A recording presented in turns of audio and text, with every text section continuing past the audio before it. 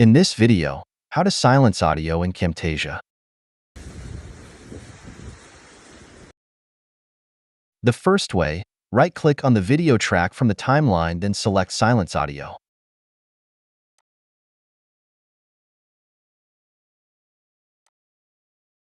As you can see, the audio was removed.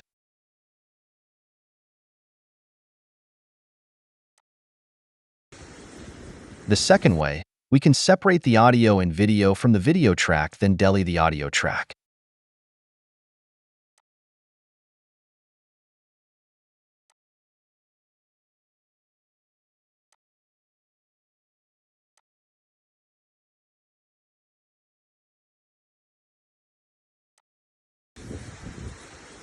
And the last way, change the gain and volume of the video track to 0 to silence the footage.